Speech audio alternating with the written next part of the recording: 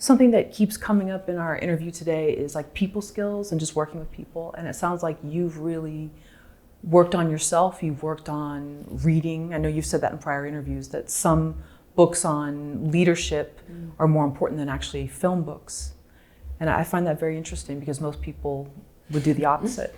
Yeah, I think we're in a business with people. This is a team sport. I'll say with football, like football is a team sport. Even with Tom Brady, he needs these receivers, he needs a college spread offense, he needs whatever he needs to make this happen. So with film, you are dealing with people. I don't care if you're the most brilliant savant in the world. At some point, you're going to have to deal with people. So for that reason, anyone in the industry, especially producers, especially writers, because you have to be able to convey your thoughts and ideas and not just hold it in here and only do it on paper. You have to actually talk sometime. Just working on your people skills in a way that is practical, reading, going to conferences, hearing things, listening to audios, things like that.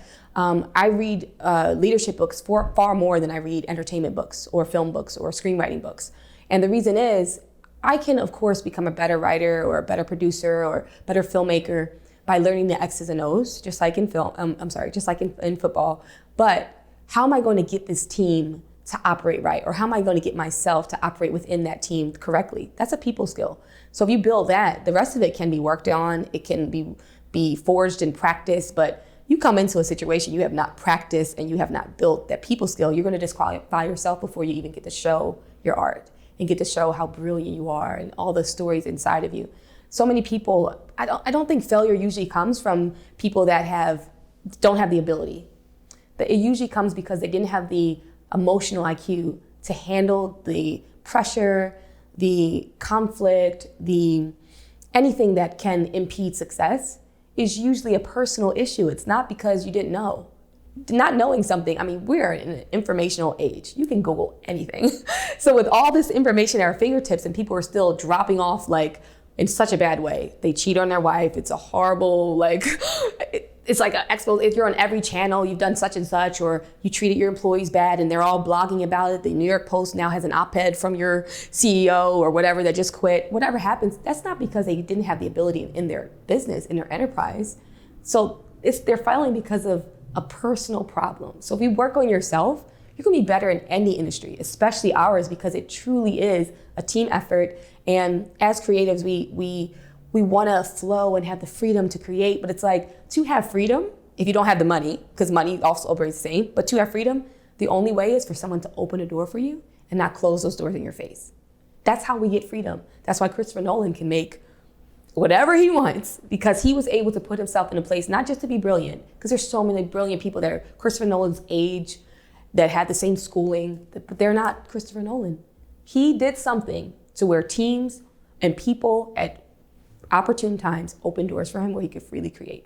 And I don't think that only comes with brilliance, because I know so many brilliant people that are not doing anything with their life, or even stuck in some little office somewhere wishing that they could create. So yeah, for the doors to open, you either need a boatload of money from mommy and daddy, or you need to have people skills in some capacity. So working on that is very important.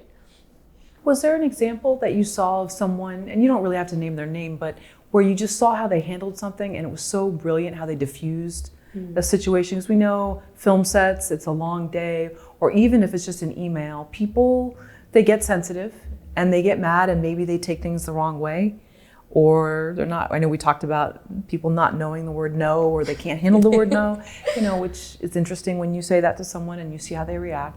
But did you ever see someone where they handled it brilliantly and you were like, wow, I want to be like that? Yeah. For me, the first example was a negative one on film sets. Watching producers specifically be horrible to people, and they led and they motivated through fear and paychecks. That's the motivation.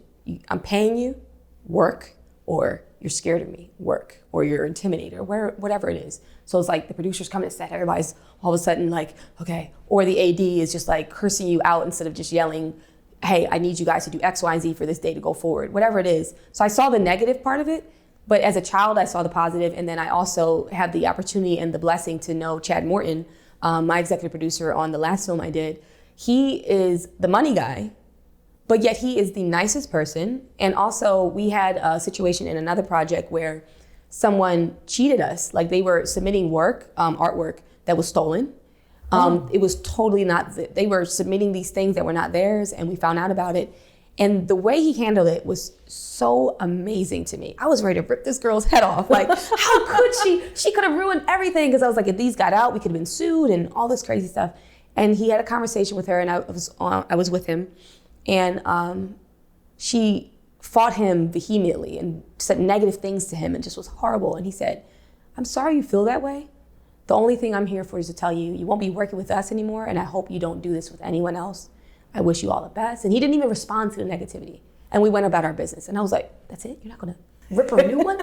Like, you're not gonna sue her? And it was like, he said something to me, I can't even remember the exact words, but he didn't want to let that negativity go any further than what it already did. We experienced something that was very real. We had to get in front of it, and we had to deal with it. We dealt with it. We got rid of her. We got rid of her artwork. We wasted money. She wasn't giving that money back. We had already paid her and everything. But if he continued to dwell on it and complain about it and continue to try and get money from her that he wasn't getting this money, then now we're still in a negative space 2-3 weeks from now, a month from now, when we could have just went about our business and solved more problems, found more artwork or whatever it was. So I think that for something that I learned from Chad, just kind of like let things be a little bit more easy and roll off your shoulders, in a place of grace and in a place of like selfishness. Like, I don't want to take this negativity with me today. I hear what you're doing. I'm not even going to respond to it negative. I'm going to correct the problem just logically and then walk away. And then on the flip side of that, watching film producers, ADs, et cetera, rule in a fearful or just I'm paying you, do your work type way. I had already, as a child, from my pastor, my dad, different people in my life, saw leadership without that, without the negativity, servant leadership. So that's how my leadership, it fits more into the servant leadership mindset, where I'll just give you a quick little baby story. My pastor, like, he would be the guy, this is the pastor, right? Like, he's sweeping when we came into the church. He's sweeping up things. And this other gentleman walked up and was like, Pastor, no, let me do that. Please don't ever do that. So he took it from him and he walked away. And I was a little inquisitive girl that just saw this moment. I was like, why did you want to sweep? And he's like, it's not that. It's just, it had to be done. And it wasn't even a big deal to him. He's like, it had to be done. I had some time.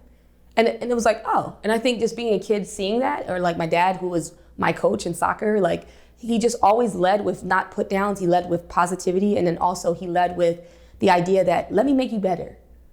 Like, let me make you better. So I'm going to be really hard on you, but I'm coming because I care about you. I'm going to make you better. So when you go to the next level, you're better. Like, let me do that for you. And he would say that to the kids, like, hey, I'm only talking to you because you're messing up, but I can help you because I've already done it.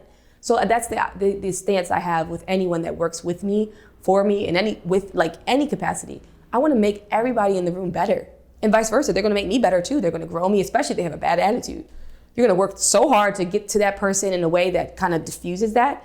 You're going to be better. Now I can, on the next one, I mean, attitudes don't mean anything to me. Someone that has a negative countenance about them, I'm like, oh, this is easy. I'm ready for that. Like, I've experienced like the most like dramatic and negative people on sets, and it's like, oh, we're fine. So don't panic. I saw such negative motivations on set, negative, put down or stay in your place or whatever. And I saw the outcome of that, which was a great movie, but also the people were not happy. So it could have been even greater.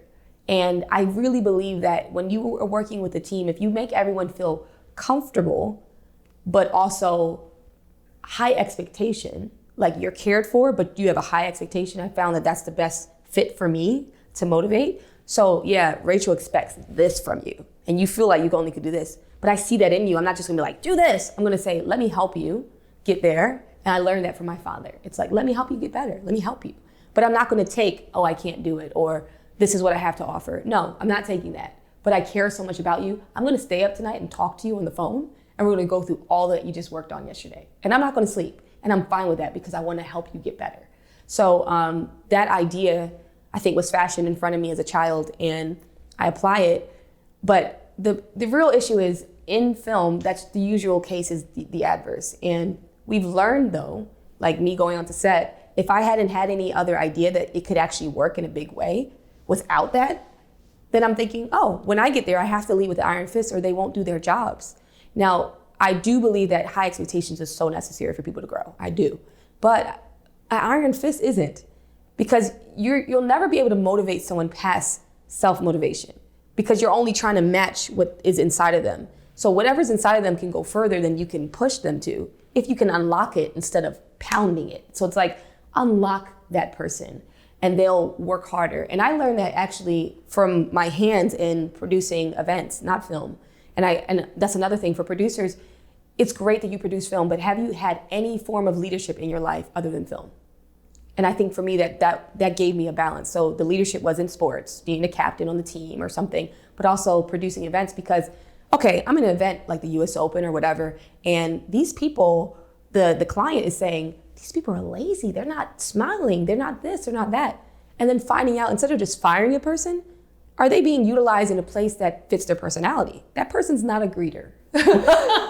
That person is an extrovert, and you're telling them, you're saying they have a bad attitude because you sat them at an information desk and they're the person that should be working over there helping out with tech or whatever it is. So finding places, so knowing that part of it, it's not the same in film. You can't say, oh, let's try unit production manager today. But you can realize that that person wants to do this. If you're on a film set, you want to do it in some capacity. Maybe they want to be a director and they're just a PA, but they want to be here. So why we have an opportunity to do the best kind of leadership, because in other corporations, you got to deal with, I do not want to be here. I don't care about Coca-Cola or whatever the thing is. I care, but everyone in film, they care about film. They like movies. So use that. What is it about you? And this is what I do when I first bring someone onto my team. What's your dreams in this business? What are your goals?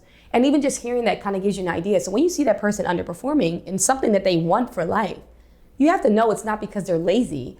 It's because their motivations are off, or they don't feel empowered enough, or they're not able to verbalize something that's bothering them. So don't panic when you see a negative thing and start cursing everybody out or thinking that's the only way to handle it. In a war type mentality, like day of, you have to handle it quickly. But then you can always circle back. Because even if I have to be like, guys, this is happening, move. That's different than, guys, move, something's happening, move, and I haven't connected with you the day before. I didn't connect with you after the film. You have to establish care first to then give advice, power, push, motivation. Because if I haven't showed them that, they're not going to respond to me with anything but fear, like we talked about, motivating in fear, or, oh, well, I got to get paid, so let me just go ahead. So I'm limiting their input and their initiative in a situation that I need it. I need them to be excited to be here. I need them to want to do it. So why not help them do it? As leaders, we sometimes act like, oh, these people are lazy, oh, they're negative. Well, change it. What about the culture of your set? Or what about the culture of how you hired them tells them that you don't care? So they're bringing that to the set. I don't care. They do care. They're in film. They want to be in film, so they care. So I have that understanding. Don't panic when you see a negative response, and take ownership in that. Be a servant leader. Take ownership that, well, maybe there's something I can do on my end. And if there isn't, because sometimes it's totally the person, I'm going to confront it in a way that lets them know it's not just the action that's going to cause us a problem. You're hurting the team, you're hurting yourself, and guess what? Next time, I might not be able to bring you on. And if I don't bring you on and I care about you, what's gonna happen for the guy that doesn't? They're not even gonna be bothered with you. So let me help you. What's the problem? Let me help you through it. And then we can achieve something better, rather than just like, oh, these idiots, or whatever the place you could come from that I see happen on sets all the time.